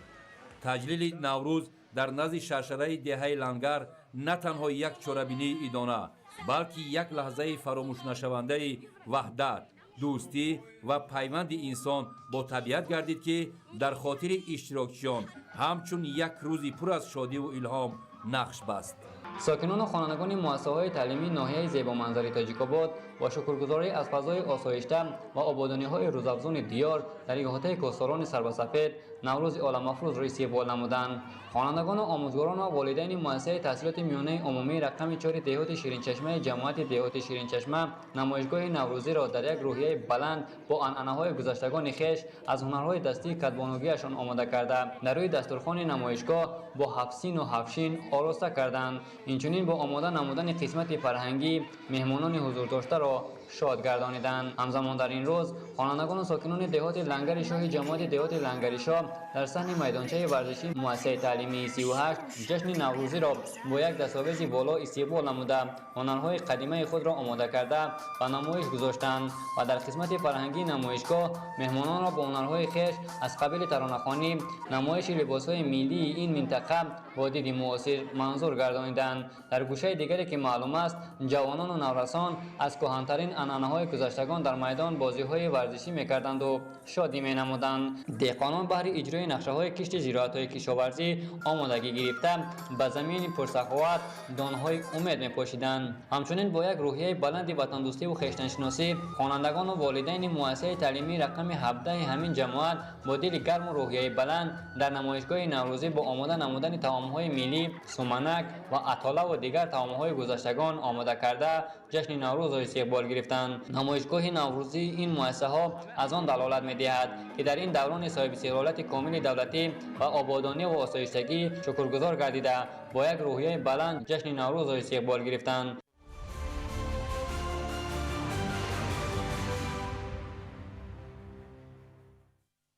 бо истифода аз обу ҳавои мусоид дар хоҷагиҳои шаҳри Кӯлоб ва ноҳияи Ёвон маъракаи кишти пунбадона оғоз гардид. хоҷагидорон кӯшиш ба харҷ дода истоданд, ки киштро бо риояи қоидаҳои агротехникӣ ва дар муҳлатҳои муайян гардида бо сифати баланд ба анҷом расонанд. ҳамкорони мо гузориш медиҳанд. маъракаи кишти пунбадона бо иштироки масъулини шаҳри Кӯлоб, хоҷагидорон ва мутахассисони соҳа оғоз гардид. зимини он масъулин ба деҳқонон ҷиҳати истифодаи самараноки замин, интихоби тухмиҳои босифат, риояи қоидаҳои агротехникӣ ва сари вақт анҷом додани корҳои саҳроӣ тавсияҳои судманд доданд. зеро иҷрои босифати кишт заминаи асосӣ ба даст овардани ҳосили баланд мебошад. оғози саривақтии кишти пунбадона ва татбиқи усулҳои муосири кишоварзӣ аз он шаҳодат медиҳад, ки кишоварзони шаҳру деҳоти Кӯлоб бо масъулияти баланд ва заҳмати содиқона барои ба даст овардани ҳосили фаровон ва саҳмгузорӣ дар рушди иқтисоди миллӣ талош меварзанд. ҳозо дар шаҳри Кӯлоб ҳам кишти анъанавӣ ва ҳам кишти зери плёнка рафта истодааст, ки нисбат ба соли гузашта як баробар майдони кишт аллакай дар шаҳри Кӯлоб ба анҷом расонида шудааст. قابل قید است که سال جاری در شهر کلوب در مساحت 2995 گکتار زمین کشت پنبه‌دانه گذرانیده می شود که از این 1320 گکتارش سهم شرکت پخته کلوب می باشد. این زمان با جلب تکنیک‌های کشاورزی موجوده از جمله تراکتورهای تخم پوشک‌ها کشت پنبه‌دانه به طور وسیع براه مانده شده. کشاورزان از تخم‌های به شرایط اقلیم منطقه کلوب مطابق و سرحاصل استفاده برده ایستادند. намудҳои беҳтарини худи сорти ҳамон пахтаро мо муайян кардагӣ ҳастем ва аз нуқтаи назари ворид кардани нуриҳои минералӣ ва истифода бурдани усулу методҳои нави технологӣ низ дар имсол мо назар ба соли гузашта беҳтар карда истодаем. усули кишти зери пленкагӣ яке аз роҳҳои самараноки баланд бардоштани ҳосилнокӣ буда барои нигоҳ доштани намнокии хок, пешгирии афзоиши алафҳои бегона ва тезонидани нашонамои ниҳолҳо мусоидат менамояд. тибқи нақшаи тавсеягардидаи вилоят хатлон соли ҷорӣ кишоварзони шаҳру деҳоти кулоб бояд дар масоҳати 1000 гектар кишти пунбадонаро бо усули зери пленкагӣ ба роҳ монанд. дар хоҷагии деҳқонии раҳбар қосим бошад аз 80 гектар замин дар 40 гектар кишти пунбадона ба ин тариқ амалӣ гардида истодааст ки намунаи хуби татбиқи технологияҳои муосир ба ҳисоб меравад. бояд гуфт ки соли гузашта кишоварзони шаҳри кулоб дар масоҳати 130 гектар кишти пунбадонаро бо усули зери пленка ба роҳ монда ба натиҷаҳои назаррас ноил гардида буданд. дар натиҷа аз ҳар як гектар замин аз 43 то 50 сентинери ҳосили пахта ба даст оварда буданд ва дар натиҷаи тадбирҳои саривақтӣ ва заҳмати пайвастаи деҳқонон нақшаи дурнамо 101% иҷро гардида буд. соли ҷорӣ бошад масъулини соҳа, хоҷагидорон ва мутахассисони соҳа кӯшиш ба харҷ дода истодаанд ки кишти пунбадонаро сари вақт бо риояи пурраи қоидаҳои агротехникӣ бо сифати баланд ба анҷом расонанд. дар ноҳияи Ёвон мавсими кишти пахта расман оғоз гардид.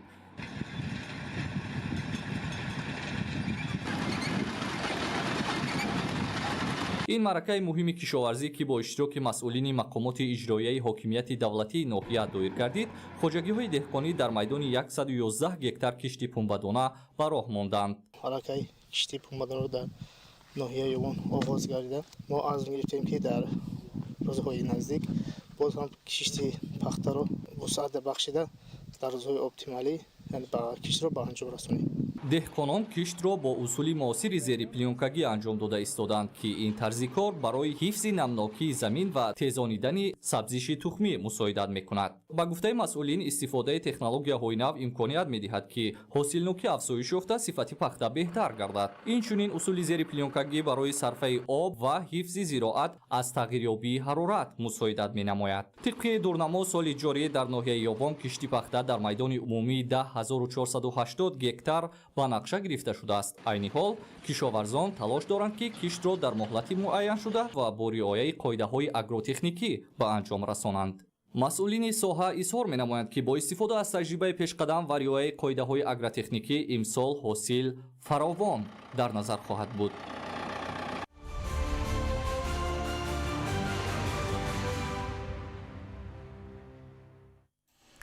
намояндагони соҳаи сайёҳии ҷумҳурии тоҷикистон дар намоишгоҳи ҳафтуми байналмилалии сайёҳии баҳории Шинҷон дар ҷумҳурии мардумии Чин иштирок доранд. намоишгоҳ аз 27 то 29 март доир гардида, он дар доираи ташаббуси як камарбанд як роҳ роҳандозӣ шудааст. гузориш дар ин хусус.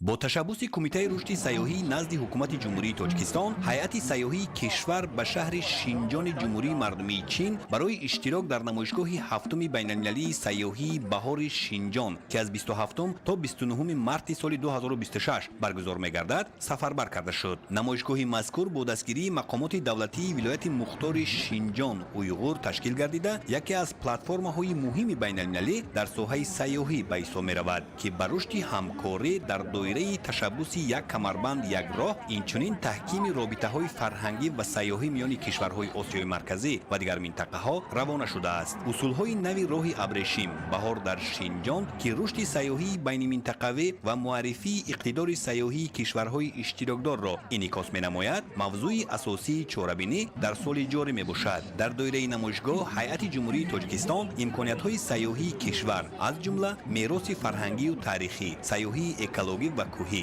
имкониятҳои сайёҳии кӯҳнавардӣ, анъанаҳо, таомҳои миллӣ ва меҳмоннавозиро муаррифӣ намуданд. барномаи чорабинӣ маросими расмии ифтитоҳ, мулоқотҳои дуҷониба дар формати B2B, форумҳо ва конфронсҳои соҳавӣ, ҷаласаҳои сармоягузорӣ, инчунин муаррифии самтҳои сайёҳиро дар бар мегирад.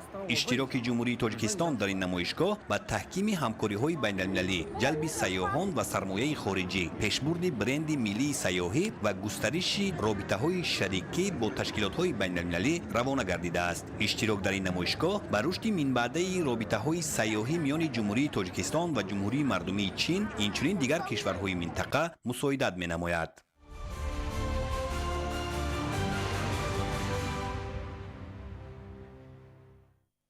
тамошобинони азизу арҷуманд, ин буд барномаи иттилоотии ахбор. хайр, саломат бошед.